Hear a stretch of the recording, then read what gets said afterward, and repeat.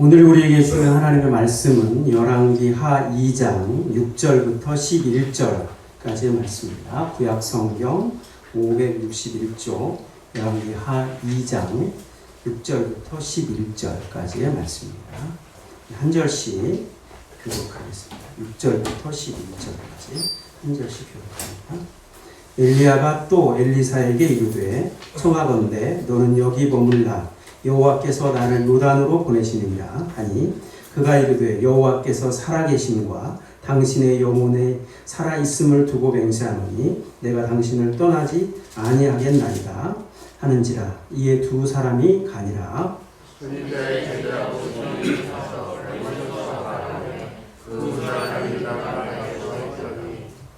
엘리야가 겉옷을 가지고 말아 물을 치매 물이 이리저리 갈라지고 두 사람이 마른 땅으로 건너더라.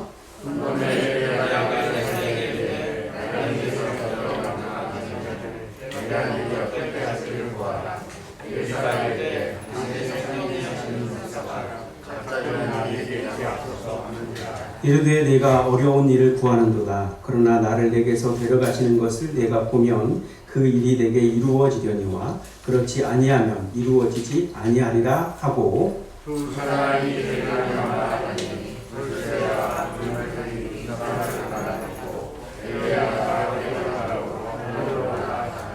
아멘.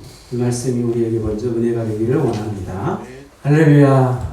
주님 앞에 나오신 여러분을 축복합니다. 목사님과 이렇게 인사하겠습니다. 주의 이름으로 축복합니다. 한 번 더 인사하겠습니다. 건강한 한 주 되세요. 그래도 지난주보다는 또 사태가 좋아졌다라고 생각을 하지만 끝까지 우리가 경계를 늦추지 않았으면 좋겠다고 생각을 합니다. 엊그저께 어느 교회, 두 개 교회에 또 확진자가 다녀갔는데 다행히 다 한 800여 명 정도를 검사를 했는데 모두가 음성이 나왔다. 얼마나 감사한지요. 하나님께서 이 재난이 은혜롭게 잘 지나갈 수 있도록 도와주실 줄 믿습니다. 오늘 스승의 주일인데 오늘 한번 말씀의 제목을 따라서 해봅니다. 일상에서 만나는 축복. 진짜를 물려주면 복이 축복이 된다. 오늘 스승의 주일입니다. 우리 삶에 귀한 영향력을 주신 그 스승들을 생각하면서 그 바른 가르침대로 살았는가를 돌아보게 되죠. 저도 귀한 스승들이 몇 분이 계셨는데 돌아가신 분도 계시고 저 자신을 한번 돌아보게 되는 기회가 되었습니다. 또 귀한 가르침을 주신 스승에게 감사하는 마음으로 지나게 되죠. 한 사람의 스승은 누군가에게는 한 세상이 되기도 하기 때문입니다. 고 신영복 선생님은 이렇게 말합니다. 우리는 저마다 누군가의 제자이면서 동시에 누군가의 스승이다. 배우고 가르치는 사제의 연쇄를 확인하는 것이 곧 자기의 발견이다. 배우고 가르침 가운데 자기 자신이 누군지를 발견하게 된다는 거죠. 배운다는 것은 자기를 낮추는 것이다. 가르친다는 것은 다만 희망에 대하여 이야기하는 것이다. 더 낮은 자세로 내려가는 길에서 우리는 세상의 모든 물을 포용하는 바다의 지혜를 배우게 됩니다. 가르침을 통해서 우리는 절망 속에서도 희망을 바라보게 됩니다. 다들 부러워할 만한 어느 부잣집에 미셸이라는 딸이 태어났습니다. 근데 이렇게 천사처럼 아주 예쁜 이 아이가 어느 날부터 이상해요. 보지도 못하고 듣지도 못합니다. 이 아이의 세상 속에서 소리는 침묵이 되고 빛은 어둠이 되어버렸어요. 한마디로 뭐예요? 아무것도 안 보이는 블랙이죠. 블랙. 미셸은 눈과 귀가 없는 짐승처럼 자랍니다. 날이 갈수록 난폭해지고 날마다 사고를 치는 존재가 됩니다. 많은 선생님들이 와서 이 아이를 가르치려고 했지만 이틀 만에 다들 손들고 가버렸습니다. 그런데 이 8살 보이지도 않고 듣지도 못하는 이 소녀 미셸에게 어둠을 빛으로 침묵을 소리로 이끌어주는 선생님 한 분이 등장합니다. 사하이 선생님. 그는 손가락으로 그녀의 목소리가 되고 또 노래가 되었습니다. 모든 단어에는 뜻이 있단다. 첫 악수, 첫 입김. 미셀은 이 사하이 선생님과 함께 세상을 향한 한 걸음씩 한 걸음씩 소통을 해 나가게 되죠. 그녀에게는 물 한 방울조차도 바다와 같았습니다. 지식은 빛이자 고 선생님이었습니다. 선생님이 말합니다. 거미는 수없이 실패한 후에야 집 짓기에 성공한단다. 실패는 성공을 향한 첫걸음이다. 절대로 실패했다고 도망쳐서는 안 된다. 네 세상은 어둡지 않다. 빛으로 가득 차 있다. 계속해서 희망을 이야기하는 것이죠.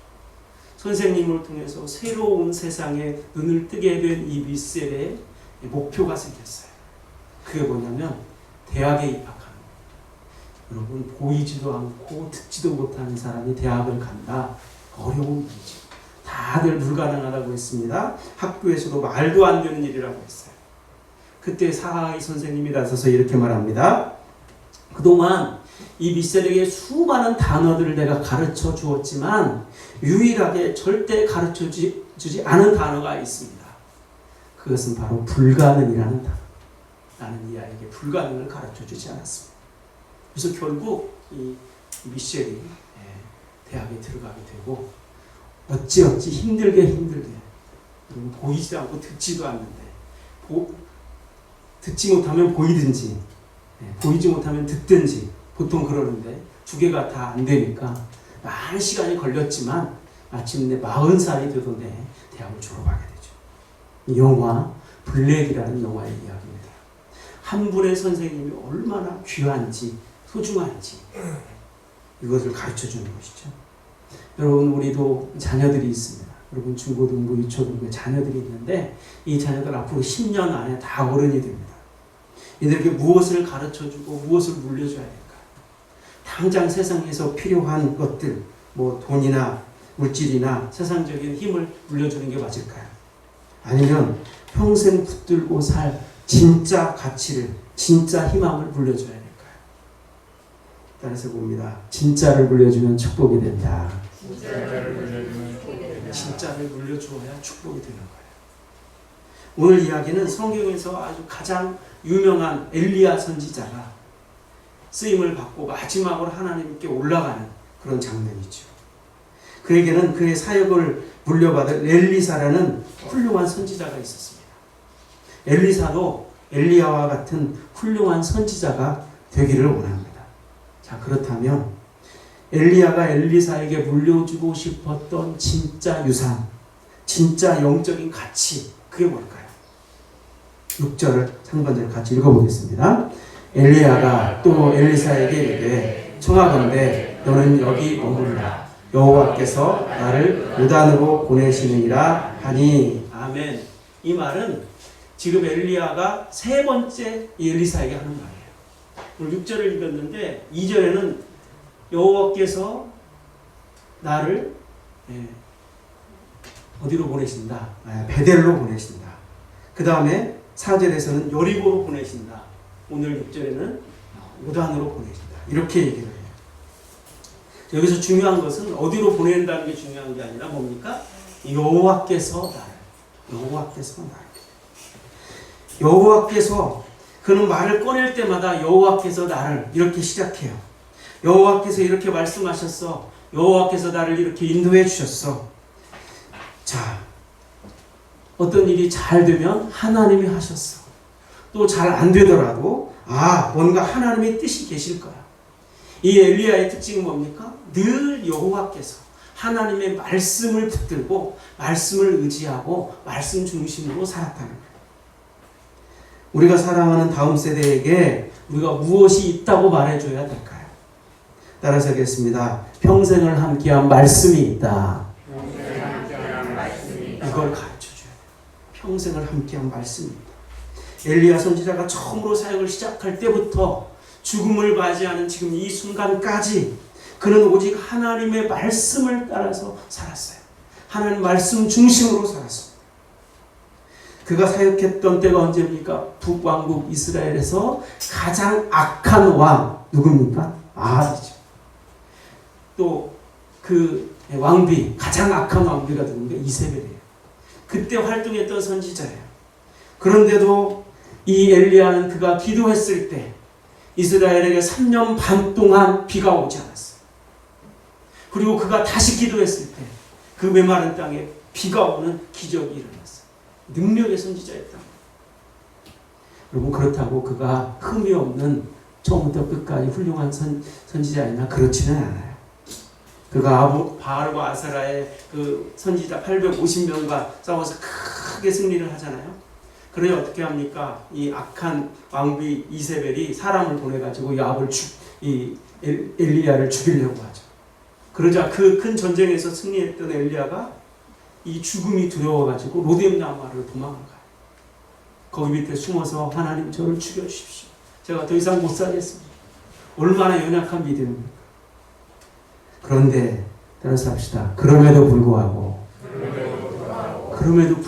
엘리야가 잘한 일이 있어요. 그건 뭐냐면 하나님의 말씀을 떠나지 않았다. 앞으로 수년 동안 비도 안 오고 이슬도 없을 것입니다. 경고를 하니까 아합이 어떻게 하겠어요? 이 엘리야를 죽이려고 하겠죠. 그때 엘리야가 어떻게 했습니까?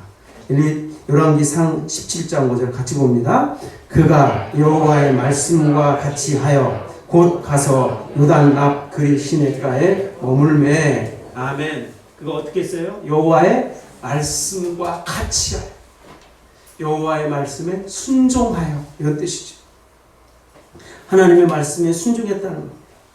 바알과 아세라 선지자들과 하늘에서 불이 내리는 그런 싸움을 했죠. 누가 이 제단에 불을 내리게 할 것인가?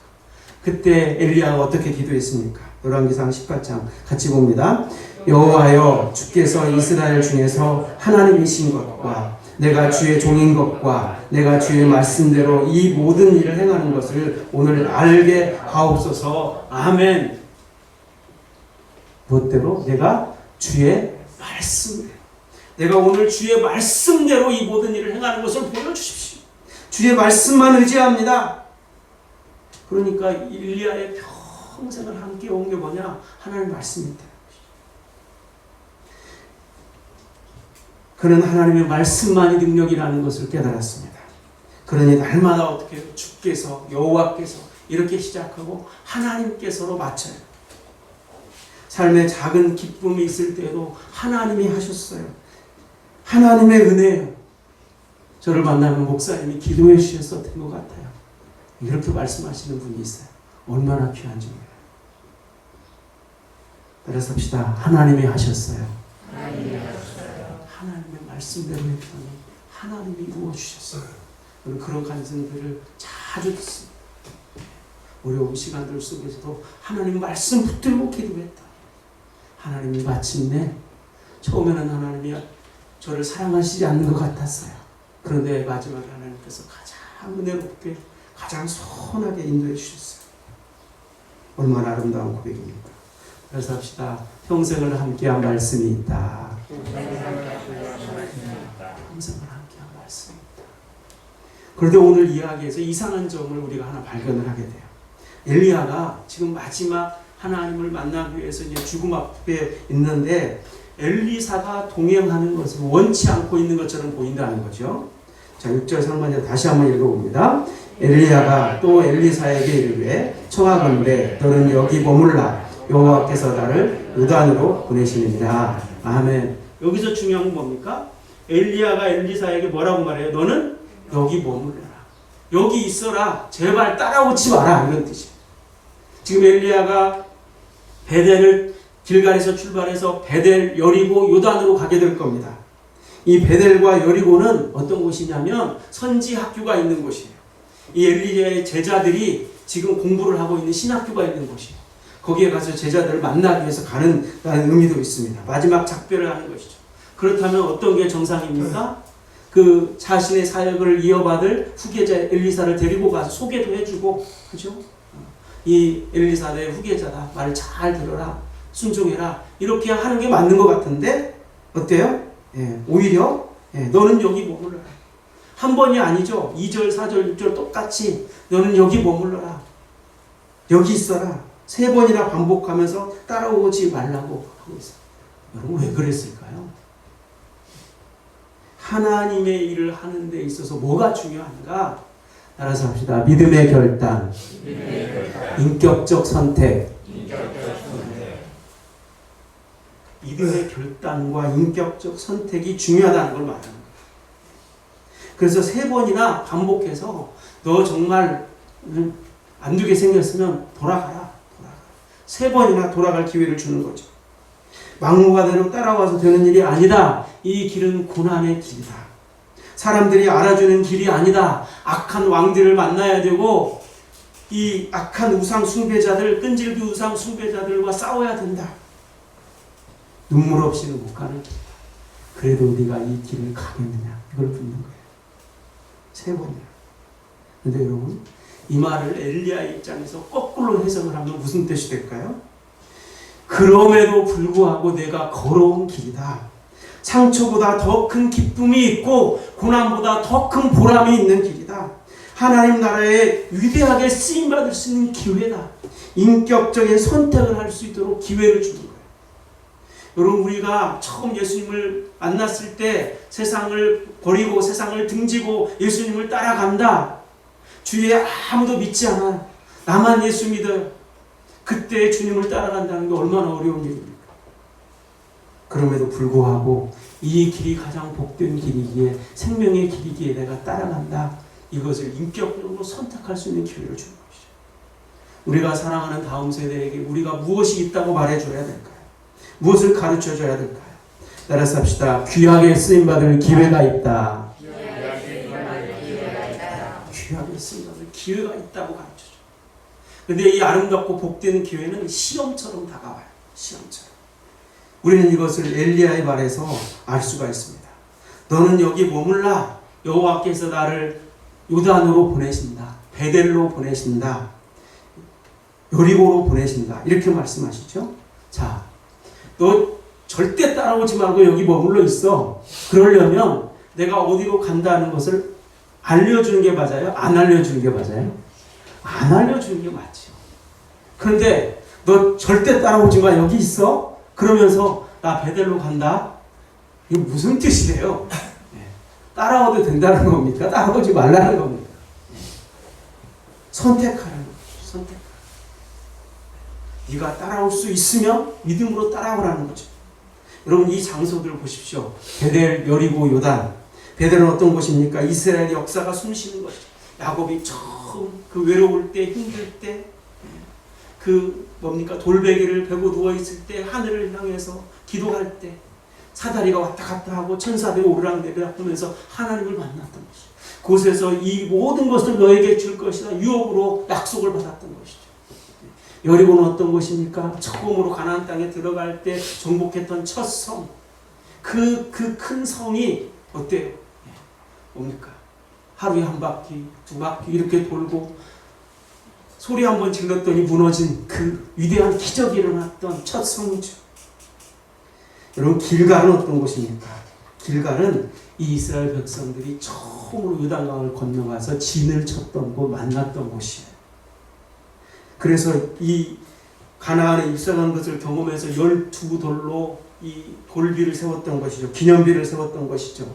그 길갈에서 이스라엘 온 백성들이 할례를 행하면서 그 애굽에서의 삶을 회개하고 더 이상 죄의 삶을 살지 않겠습니다. 결단하고 하나님께 약속을 드렸던 땅이죠.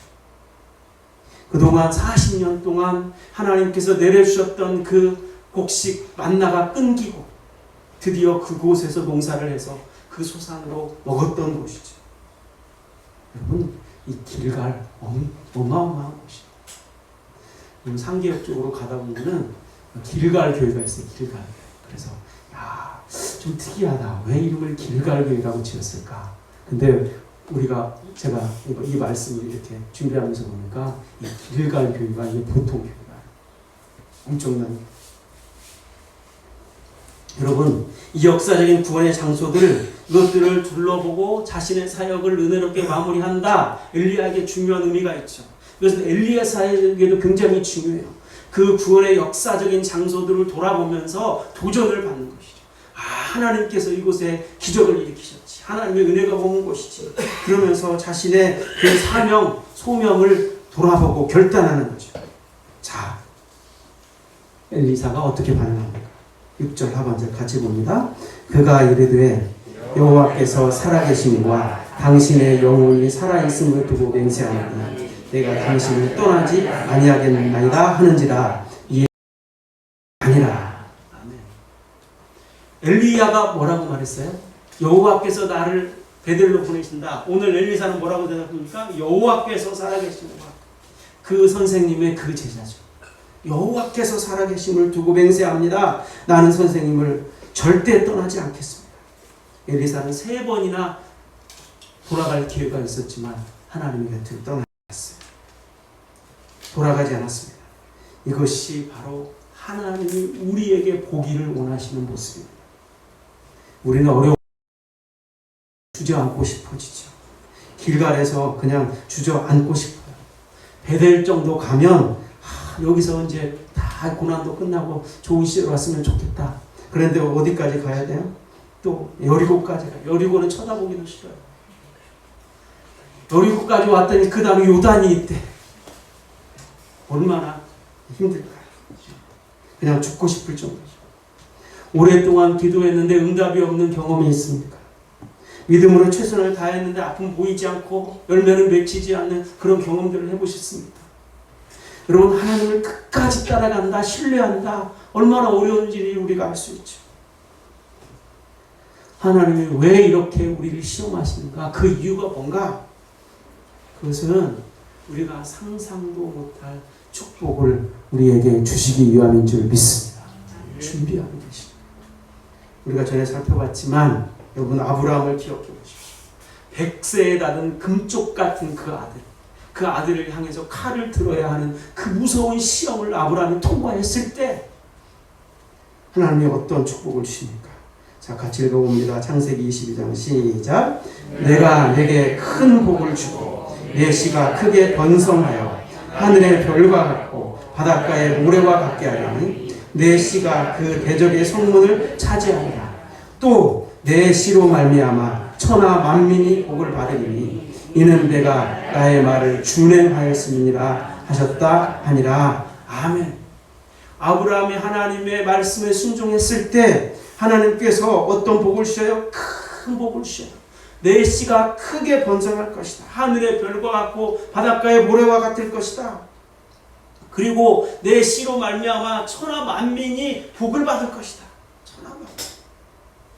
이게 누굽니까? 예수 그리스도죠. 이 아브라함의 후손에서 예수 그리스도, 우리를 구원하신 주님이 탄생하지 않으셨습니다.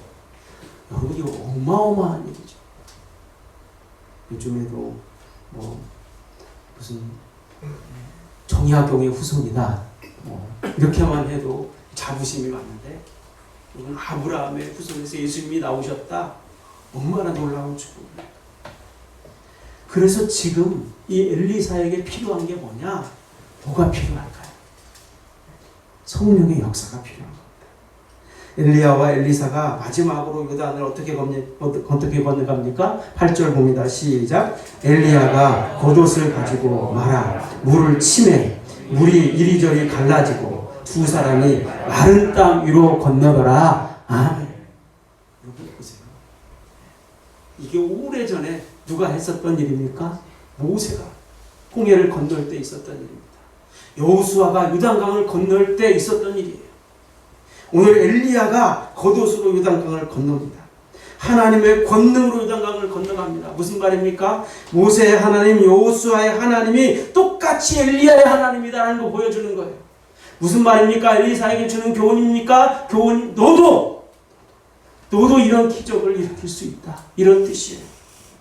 이것이 엘리야 때만 일어난 일이 아니다. 엘리사 때만 일어난 일이 아니다.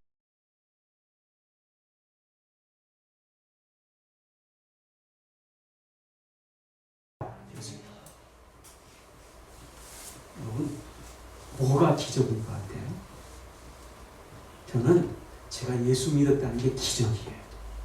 아무리 생각해봐도 저 같은 사람이 예수 믿은 게 기적. 예수 믿기 전 지금도 조금씩 남아있지만 나밖에 생각 안 하고 이기적이고 이랬던 저 같은 사람이 예수 믿었다.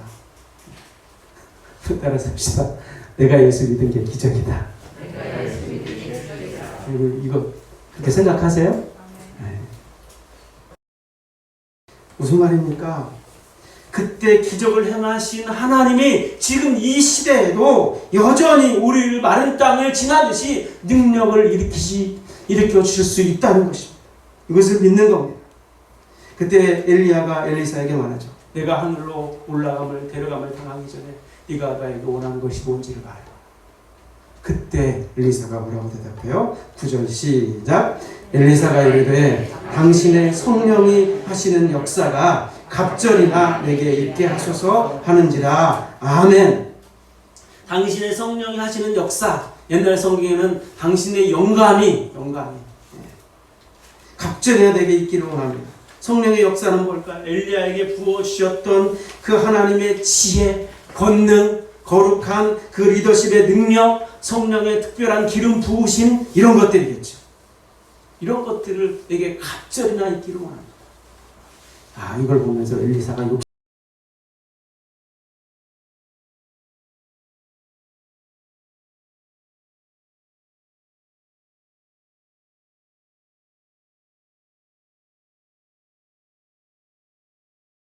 면목을 줘요? 면목을 줘요. 무슨 뜻입니까? 이 장자는 아버지의 권위를, 아버지의 영권을 계승하는 사람이다, 이런 뜻이에요. 즉 오늘 엘리사가 갑절의 영감을 주옵소서, 이 말은 무슨 말입니까? 지금 이 엘리사가 엘리야보다 갑절이나 뛰어난 능력을 가지고 2배 넘는 영광을 누리겠다, 이런 뜻이 아니에요. 그동안 엘리사가 엘리야 스승을 어떻게 사역을 했는지를 봤어요. 그랬더니 너무 힘든 거예요.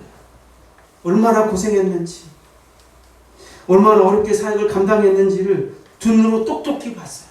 그런데 자기가 생각을 해봤어요. 이분이 돌아가시고 내가 사역할 이 시대는 그러면 엘리야 시대보다 더 나을 것인가? 그렇지 않아요. 더 악한 시대가 온다는 겁니다. 그러니 어떻게 해야 됩니까? 그런데 나는 스승에 비하면 너무 약합니다. 너무 부족합니다. 그래서 더 크신 성령의 능력이 필요합니다. 이것을 말하는 거예요. 자신의 한계를 너무 잘 알고 있는 엘리사가 문제를 회피하지 않고 내가 엘리야처럼, 우리 선생님처럼 위대한 선지자가 되고 싶은데 그러기 위해서는 제가 선생님에 대해서 비해서 생각하면 너무 부족합니다. 성령의 충만한 능력을 주옵소서. 이걸 말합니다. 신실하신 하나님의 능력을 의지합니다. 엘리야가 들어보니까 이게 너무 어려운 일이에요. 네가 어려운 일을 구하고 있구나. 자신이 할 수 있는 일이 아니죠. 하나님이 주시는 일이죠.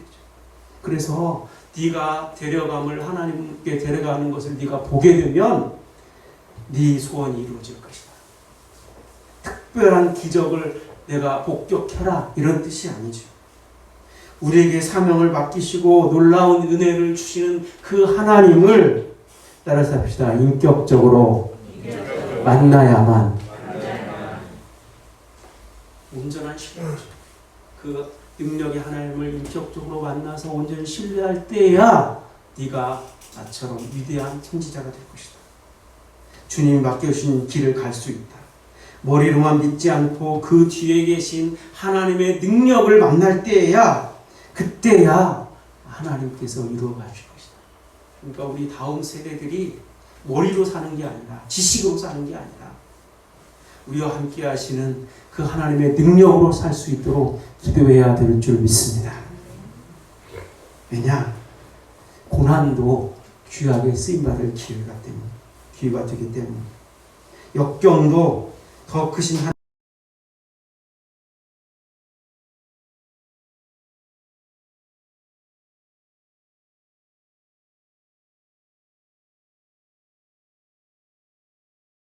들려 올라가는 놀라운 광경이 펼쳐져요. 자, 11절 같이 봅니다. 두 사람이 길을 가며 말하더니 불수레와 불말들이 두 사람을 갈라놓고 엘리야가 회오리 바람으로 하늘로 올라가라. 한번 상상을 해보세요. 저 하늘에서 갑자기 불말과 불병거가 휙 다가오더니 두 사람 사이를 갈라놓고 엘리야를 딱 태우고 회오리 바람처럼 하늘로 올라가는 거예요. 엘리야가 죽음을 보지 않고 하늘에서 보내신 불수레를 타고 순식간에 사라졌어요. 엄청난 역사죠. 하나님의 은혜죠. 능력이죠. 그럼 여기 이 불말과 불수레가 의미하는 게 뭘까요? 하나님이 우리 그분의 백성들을 위해서 어떤 일을 행하실 때 하나님께서 보여주시는 하나님의 임재, 하나님의 보호하심, 하나님의 위로, 이걸 말하는 거예요. 열왕기하 6장에 보면은 아람 왕의 군대가 이스라엘 성읍을 쳐들어와서 막 빽빽이 성읍을 체포로 둘러싸요. 포위를 했어요. 그때 이 엘리사의 사환이 달려와가지고 선생님 큰일 났어요. 우리나라 망하게 생겼어요. 저렇게 겹겹이 이렇게 포위를 했는데 우리 어떻게 해요? 그때 엘리사가 뭐라고 얘기하냐면 두려워하지 마라. 우리와 함께한 자가 그들과 함께한 자보다 많다. 그러면서 이 기도를 하니까 갑자기 그 청년 그 사환의 눈이 확 열리는데 뭐가 보이냐면 이 골짜기 가득하게 불말과 불병거가 수천 수만 대가 불빛을 내면서 빛나게 쫙 서 있는데 그 불말과 불병거가 누구를 감싸고 있느냐? 엘리사를 딱 감싸고 있어요. 놀라운 일이죠. 그러니까 하나님이 반드시 함께 하신다. 이 표시. 하나님이 반드시 도와주신다. 이런 의미죠. 스가랴 9장 14절에 보면 하나님이 이스라엘을 어떻게 돌보시는지 자 한번 읽어봅니다. 여호와께서 그들 위에 나타나서 그들의 화살을 번개같이 쏘아내실 것이며 주 여호와께서 나팔을 불게 하시며 남방 회오리 바람을 타고 아멘. 갑자기 하나님이 화살을 번개같이 쏘실 것이다. 하나님께서 나팔을 바람이 필요가 없어요. 근데 왜 이것을 보여주는 겁니까? 시청각 교육, 시청각. 이것을 보고 나의 능력을 보라.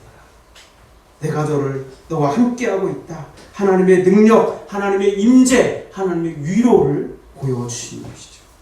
따라서 하겠습니다. 신실하신 하나님의 위로가 있다.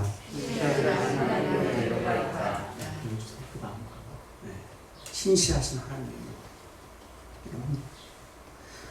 평생 동안 선지자로서 믿음으로 고생하며 주님을 위해서 일했던 이 엘리야를 환대하고 기쁨으로 영접하시고 또 위로하시기 위해서 어떤 목사님이 이 불말과 불병거를 하나님의 전용기라고 해석을 했어요.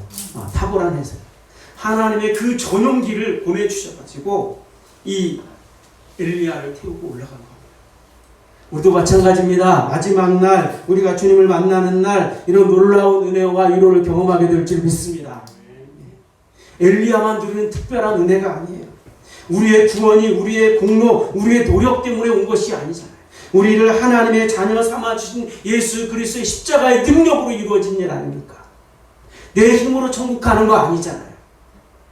영원하신 하나님의 사랑, 우리를 위해 죽으신 십자가의 은혜, 그 예수 그리스도 영원한 스승 되신 주님을 따라가면 반드시 이런 놀라운 은혜를 누리게 될 줄 믿습니다. 그래서 우리가 말씀대로 살아요. 전에 소개해드렸던 김은주 작가는 1cm라는 에세이집에서 이런 얘기를 해요. 1년이 365일인 것은 365번의 기회를 주기 위해서. 태양이 매일 떠오르는 것은 매일 새 힘을 북돋우기 위해서다. 자신의 재능, 성향, 상황 이 모든 것들에게는 이유가 있다. 그 이유를 찾아내고 그 이유를 염두에 두고 그 이유대로 움직여라. 우리가 처해 있는 이 상황, 이 성향 이런 모든 것들에는 하나님의 뜻이 있다는 거예요. 그 뜻을 찾아서 하나님의 뜻대로 행하라는 거예요. 그러면서 이렇게 말합니다. 신은 아무런 이유 없이 당신을 세상에 내놓을 정도로 한가하지 않다. 한가해서 우리를 세상에 보내신 게 아니라 하나님께서 우리에게 이 세상에서 행할 사명이 있고 주님을 위해서 일할 기회가 있고 그것을 주시기 위해서라. 우리는 저마다 누군가의 제자이고 또 스승입니다. 특별히 우리는 세상을 지으시고 다스리시는 하나님의 자녀, 하나님의 백성으로서 다음 세대에게 가장 귀하고 값진 것을 물려줄 책임이 있습니다. 그들에게 무엇이 있다고 고민하고 있습니다. 네 앞에 우리를 사랑하신 예수 그리스도가 있다. 하나님의 말씀이 있다. 그 말씀 붙들고 나아가면 하나님이 반드시 너와 함께 하실 것이다. 하나님께서 너를 반드시 귀하게 쓰실 것이다. 하나님께서 너를 끝까지 함께 하시고 위로해 주실 것이다. 할렐루야. 이런 말씀을, 이런 은혜를, 예수 그리스도를 우리가 전해줘야 하지 않겠습니까? 앞으로의 다음 세대가 살아가는 삶이 몸은 편해지고 눈은 즐거울지 몰라도 그 교묘한 사탄의 계략으로 그들의 영혼은 더 피폐해질지 모릅니다. 그때 그들이 이 세상에서 승리할 수 있도록 하나님과 동행하며 살 수 있도록 하나님의 말씀을 전해주는, 예수 그리스도의 은혜를 전해주는 그런 저와 여러분 되기를 주님의 이름으로 축원합니다. 기도하겠습니다.